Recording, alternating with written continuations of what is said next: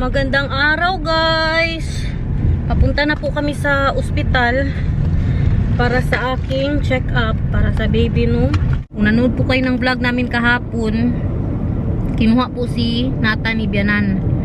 Pupunta po sila sa mga pinsan niya para makapag-concentrate po tayo dun walang bata.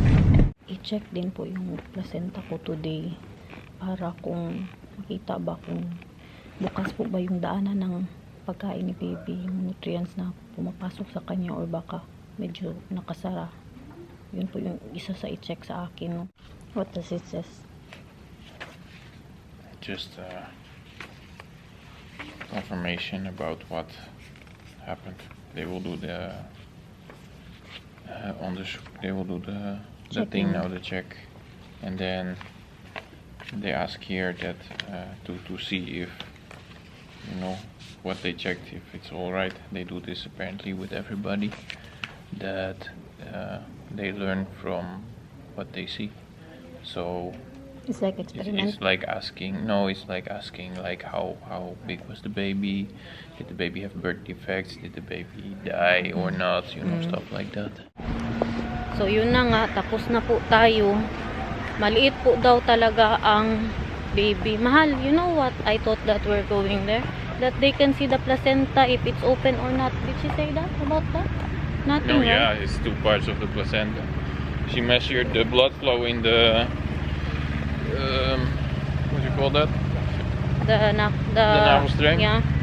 Yung sa pusod ba? Yeah. And then, And that's good apparently. So, but yeah, it's still possible that there's not enough nutrients going to him because of the placenta that's in 2 parts. Lumaki naman po ang baby pero mabagal po yung paglaki niya. So ngayon every 2 weeks po akong pabalik-balik dito. Wow. Or maybe pag kailangan every week po talaga ako na i-ultrasound para i-check po ang paglaki ni baby no. Do we have the appointment now? After 2 weeks, mahal? Yeah, Wednesday. So it's 2 weeks and 2 days. So you're getting day off again? It's in the morning. I don't know yet. Maybe, you know, if Week after after. the morning it's okay, I'll go to work. I don't know yet. Yeah, I don't care. He will be there, mahal. Yeah. It's, at work, it's too bad for them, even though it's a really busy. Magsama daw talaga siya. Sabi ko man na si Dika na lang. Sabi niya kailangan daw nandyan siya. Kaya gusto niya din malaman tatay ba guys. So ngayon mag-ano po muna ako, mag-grocery. Kasi pupunta si Maricel bukas sa bahay. Pagluto po natin siya. You don't believe that it's genetic? I don't believe that the baby is small because you're small. Yeah, me Because too. Darius was not small and Nathaniel is also not small. So, Yeah. Kaya sabi niya ba, maybe genetic daw. so it has to be the placenta. Yeah.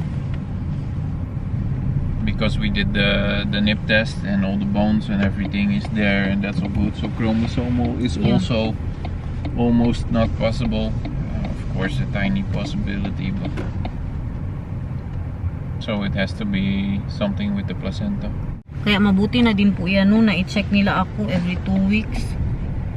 Kung pwede nga every week eh. Mas gustuhin ko pa every week po nila ako i-check. Inday Garnet, how small is the baby ba? Kaya palagi kaming nagsasabi na maliit.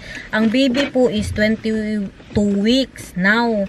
But in the measurement there, the baby is only 19 weeks. So 2 weeks, 2 weeks behind po siya sa sa length niya, sa bones. Also the bones, mahal, right? Especially the ang chan. Only the small the little brains is the only thing that's in proper size. The rest is all small. So the brain is good.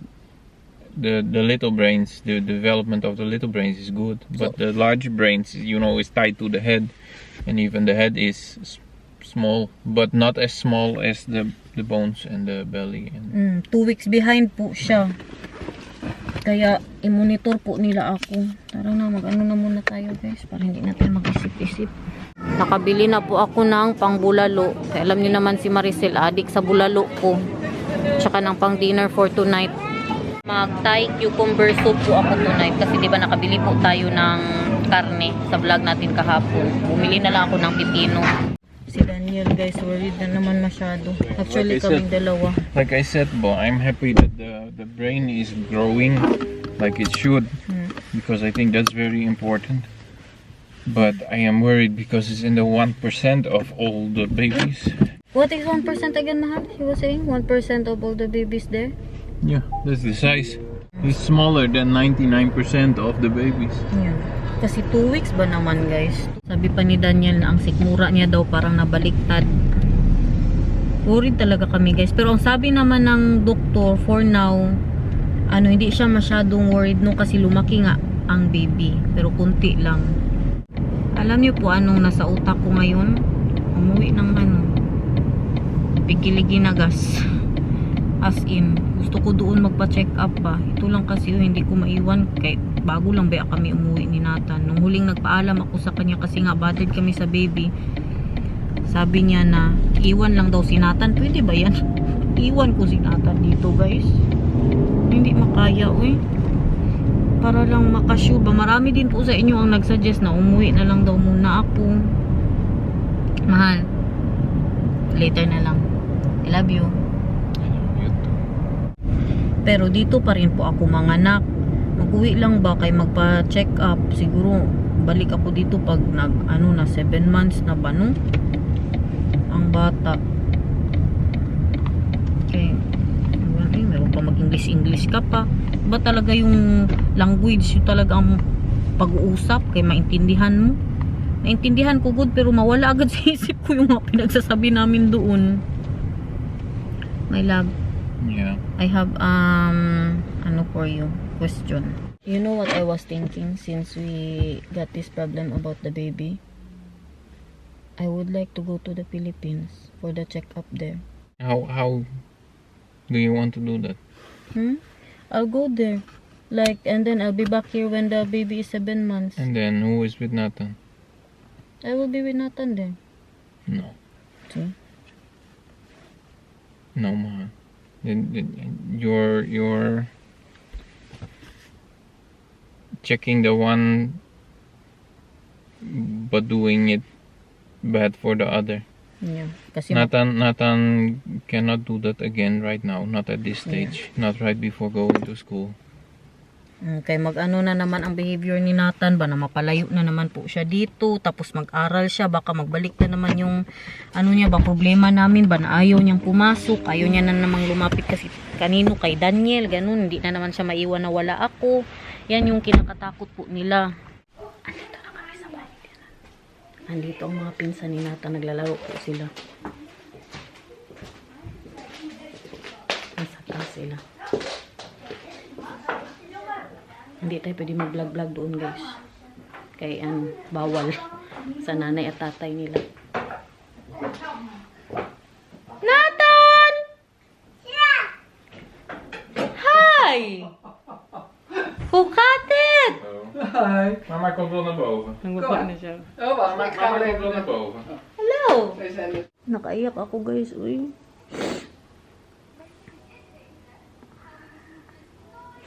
Worried talaga kami guys. Hindi po talaga maiwasan din ba na mag-isip. Kahit pasabihin ninyo, huwag mong i-stress ang sarili mo. Pero maano ka din no kay ang baby nga. What will you do? He's crying, Mahal. What? He's crying. I wanted to do something for you, so do the garden is what I wanted to do. Thank you, Mahal. You're making me happy now.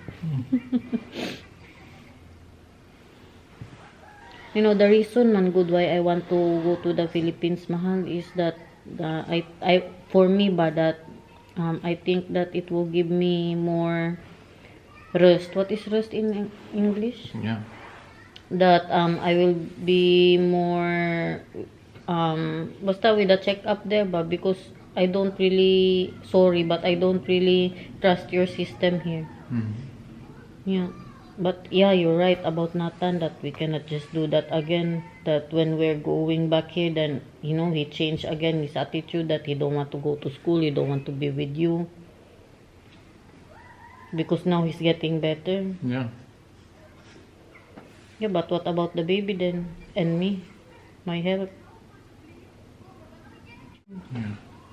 I'm also thinking we are under, you know, on the checkups now in the hospital Yeah. every 2 weeks. Every 2 weeks. Yan na lang din kay every 2 weeks man And- tayo and, mag-check up na. When we find the letter again, it's probably in the car. We have the thing that says if any of these things happens, immediately just call the number on there, and that's the hospital number. So we have the access there now.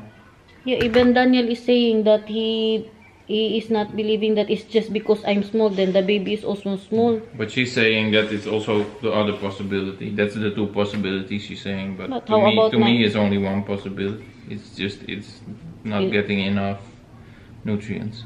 Yeah. But we also don't know why. Wala din. We did not really get any information, did we? No, right? She was just it's checking small. that's If all. We're in the 1%. That's what is getting. That's making me only more worried. But yeah, the information we got two things. The brain is developing as it should, and the body has all the bones and all the organs and stuff, and that is okay. That's the one. And the other thing we got was he's too small. He's too small. But you know, all of their comments, mahal ba? A lot of our subscribers also had that before because they have high blood and the baby are small. But they said that you know, the children are fine now. They're all grown ups and they're fine. That would be Yeah. very nice. Yeah, that the baby will grow when he's outside. And also, what was she saying about that? If the baby is going well, mahal, that they will get the baby out. What was that? Yeah, she said 38 or 39 weeks, then they will get the baby if everything goes well. But if it's not going well, then probably earlier. Yan din po ang sabi niya na kung hindi pa rin daw ma-okay si baby. So that means that the baby will, you know, Be she's saying mature. like if the baby stays small but is growing Yeah. and is growing enough, then it's like 38 or 39 weeks. That they will get the But if baby. there's more problems, then yeah. Yeah, maybe the baby will be early. Premature ba? Sige na, mahal, do the garden. Thank you.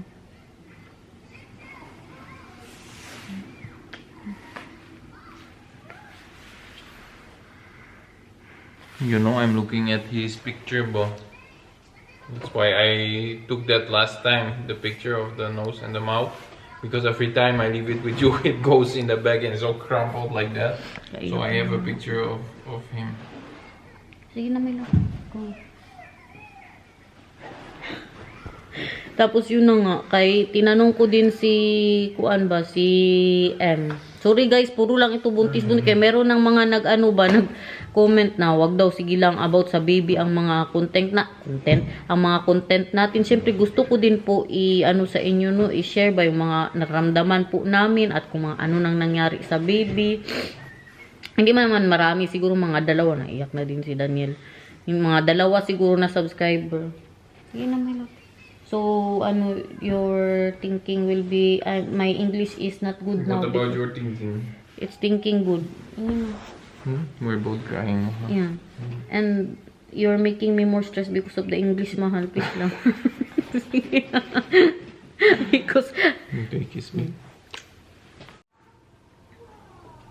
so yun na nga, tinanong ko po si about kay high blood man siya nung kay Emma, tapos late na ba, hindi siya nabigyan ng gamot, kaya premature po yan si Emma, parang preeclampsia din po ang nangyari kay M. So ngayon, nung kay Esme, nung pagbuntis niya kay Esme, binigyan pala siya agad ng maintenance, kasi kay baka maulit na naman po yung nangyari kay Emma. Tinanong ko siya ba kung, nung high blood ka ba kay Emma, hindi ka ba nila binigyan ng gamot? Hindi daw, pero kay Esme, binigyan na nila siya ng pang-maintenance kasi nga para hindi na po maulit yung nangyari kay Emma. So, ang akin naman, tinanong ko siya kanina, sabi ko minsan mag 140 over 90 ako pataas. Sabi niya pa na, oo nga, pero sige lang, okay lang yan. Kaya ang gawin ko ngayon, minessage ko po si Mamang, sabi ko, Mang, magpunta ka sa OB dyan sa Pilipinas. Tapos ipatanong ba kung ilan po ba talaga ang kailangan na dugo bago mag-maintenance ang buntis. Gusto ko siyang ipapunta sa OBK, sila magpa-check ba. Tapos tinanong niya, nag-ano ka pala, nag-check ka sa bahay niyo? Sabi ko, oo, meron kaming automatic tsaka manual na pang high blood pressure yung meter ba. Kaya hindi mo maintindihan, yan na din yung parang na, ako ba, na-frustrate ako ba, na gusto kong umuwi ng Pilipinas. Pero may mister man ako dito guys, at may anak man ako. Yun na nga, 2 weeks po ang, ng bata, 2 weeks, tas mabagal masyado ang ang paglaki po niya. Kasi nung huli, basta lalo na yung dito ba, ang size ng kanyang tiyan, maliit po siya. 19 weeks and 6 days. Tapos na po ako ngayon, 22 weeks na po ako. O, diba, 2 weeks delayed.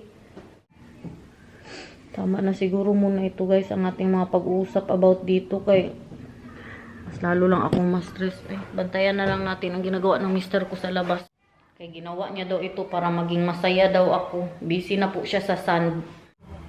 Kailangan niya daw kasi nga iyang gawin bago yun isa paso. Yung ating palaurel. O diba, busy na siya. I-divert natin ang iniisip ko, magkwento tayo ng mga nakakatawa kay kanina ba, para ko siyang murahin ba. Yung OB ba, para ko siyang murahin guys. Alam niyo bakit? Sabi pa, we don't know. Maybe it's because of you. Because you are very, very, very, very, very small. Parang gusto ko siyang tuktukan ba? Very, very, grabe talaga ang pagka-very, very niya ba? As in, very, very, very, very. Hindi normal.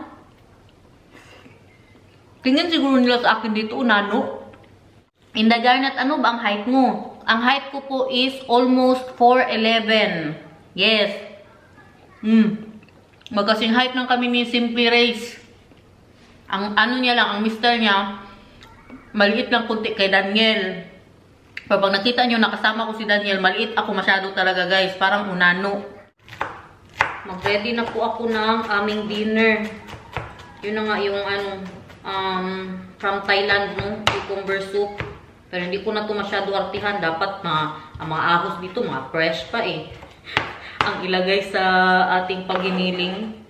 Pero ang ilagay ko na lang is mga powder. Meron tayong coriander. Meron po tayong, asa na yun? Aboy, wala naman pala tayong garlic powder guys. Need ng garlic ito. Puro powder na, kaya wala pa talaga na tayong garlic.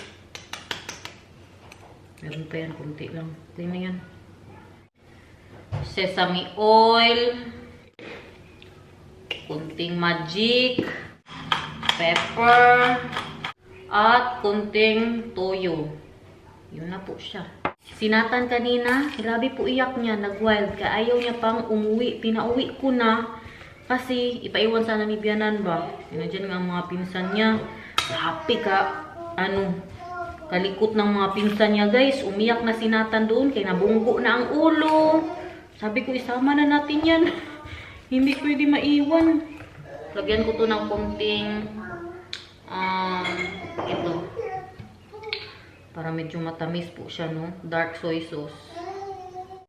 Muntik pong mabagok yung ulo niya sa sa may pintuan. Yung corner ng pintuan. So ako na, parang mas lalo akong na-stress doon. Nagdali-dali good ako uwi, guys. Malalaki na kasi yung mga pinsan niya. Mga na ba, 10 taon tsaka 8. Iba na ang trip nila na laruin. Yung dugsinganan na, magsuntukan silang dalawa. Tapos ang isa, sali-sali po sa kanila. Matumba po siya. Na-shock na naman si Daniel sa pa-grocery natin for today's vlog. Na-shock siya pagkakita niya sa cashier register. Ganun talaga siya guys. 45 euros ang nabayaran natin para sa tinapay. Sabi niya pa, wala ka na talagang mabili ng less than 1 euro na mga gulay. Kung meron man, ito lang Ito guys, makabili ka. Ito na lang talaga ang mabili mo. Na less than 1 euro. Magkano nga to? 99 cents. Meron tayong pa-ginger. Yung nabili natin sa 45 euros, no? Meron tayong kapetsay para sa aming dinner for tonight. Mga cheese, kasi gusto po ni Nata ng cheese. pangbaon ni Daniel, mga spread po niya. Bumili po ako ng pang ano natin bukas, pang bulalo. Ito din kasi mahal na siya. Ayan, 13 euros para lang sa meat po niya kasi may bone marrow naman ako dyan. Meron tayong pakarot. Meron po tayo. Ito, nasa sale na ito eh. Dalawa, 1 euro. Bumili kami ng 4. Meron po tayong garlic. Meron po tayong palemon. Yung ating corn para sa ating bukas. Bulalo.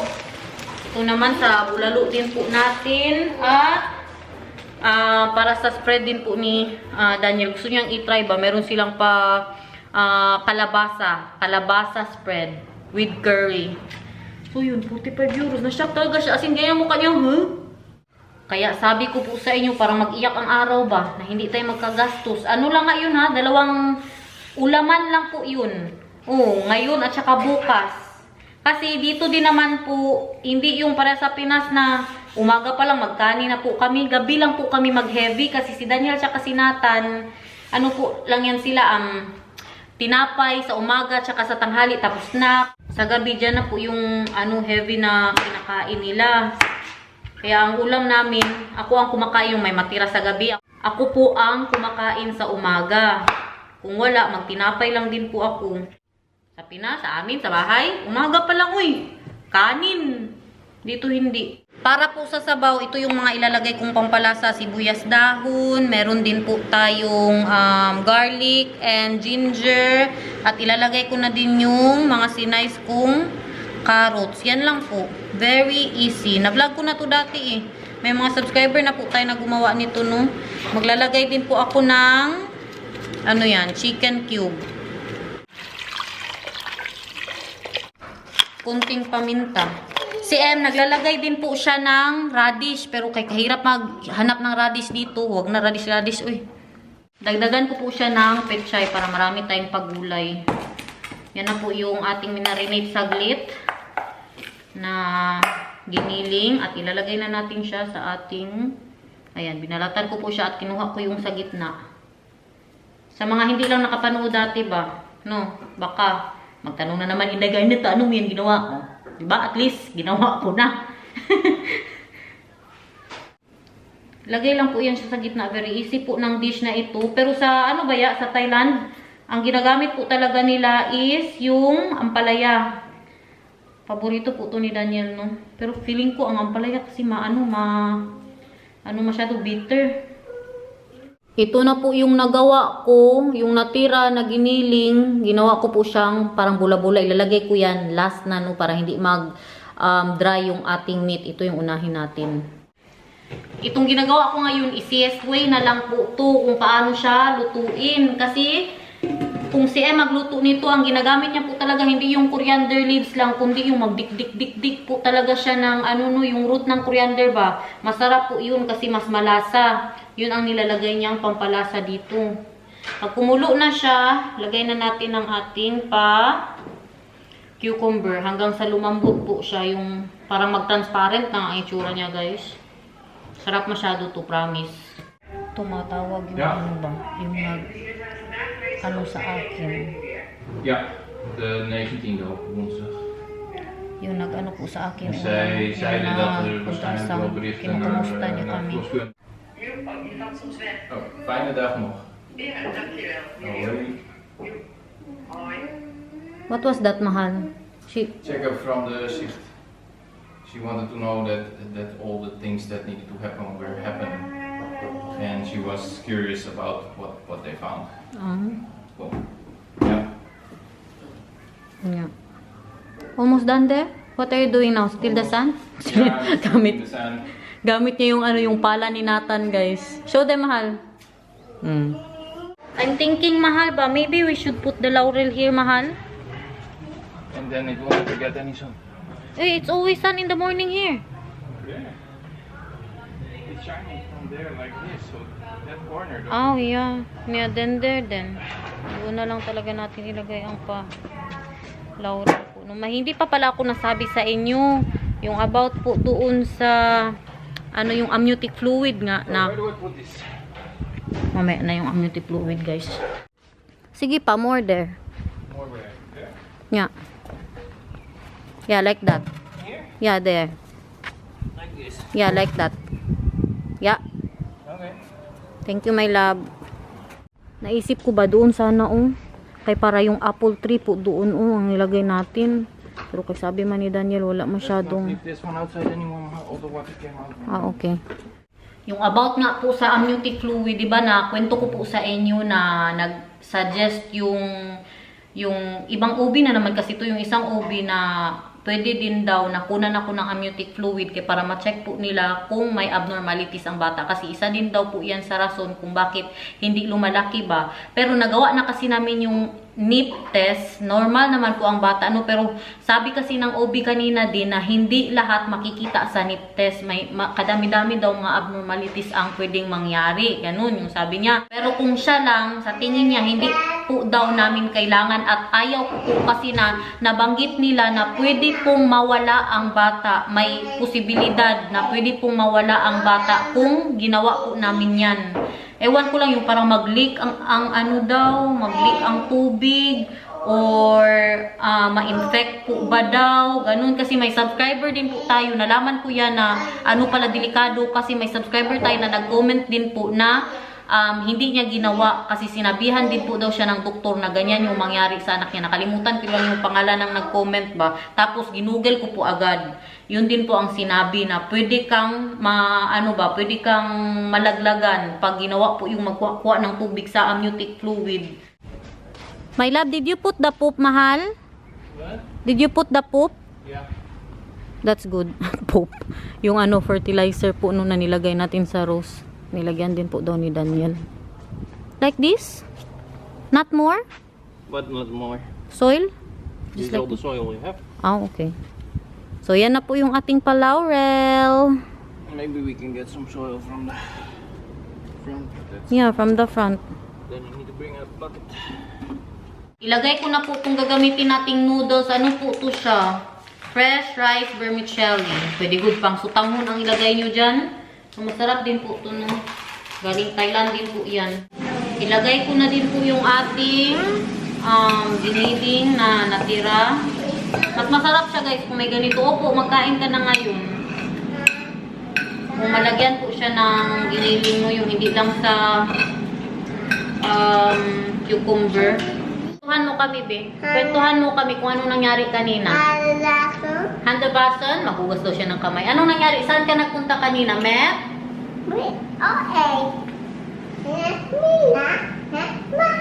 Nay, Met, Mats, and Toots. Ilalagay na din po natin ang pechay. Grabe na gulay ito, guys. Oh, puno ng gulay. Parang wala na kong sabaw. Luto na siya, guys. Unahin ko kay Nathan para mabilis na lumamig. Kanyang mga pa. Look at that. Ganyan dapat ang tsura niya, oh. Kapag luto na. Yung malambot na yung ating, ang tawag dyan? Nakalimutan ko ng tawag, guys. Ano nga yan? Yung ating pipino. Yeah. That's what I want.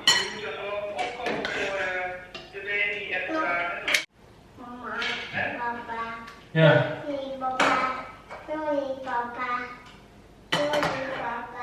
Okay. Back to go.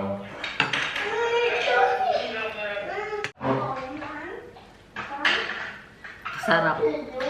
Ang karne. Sarap, guys.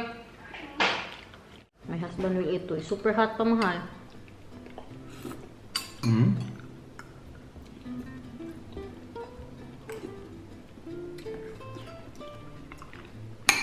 It's good. Good? Yeah, it's very yummy.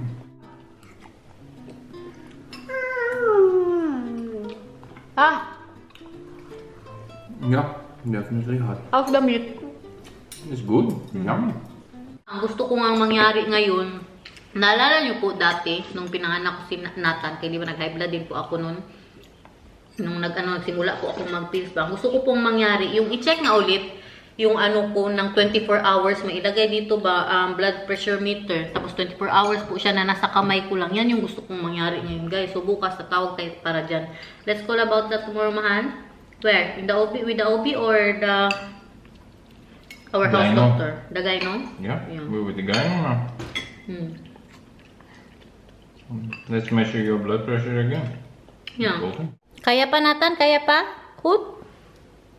Yeah? Maligo ka, ha? Yeah, maligo. Bat. Magbat ikaw. Yeah? Okay? Tingnan niyo ang Nathan, guys. Malapit din ang maubos. Nagustuhan niya masyadong luto ni Mama, oh. Oh.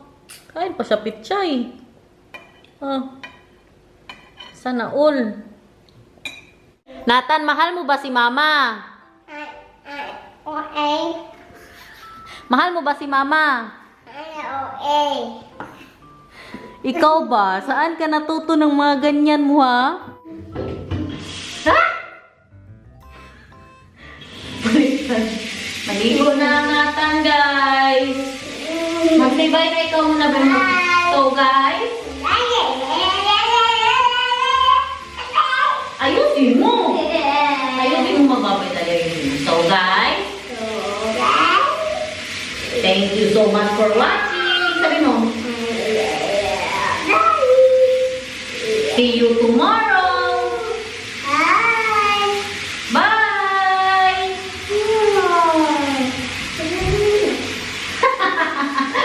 Naligo na daw lagi siya.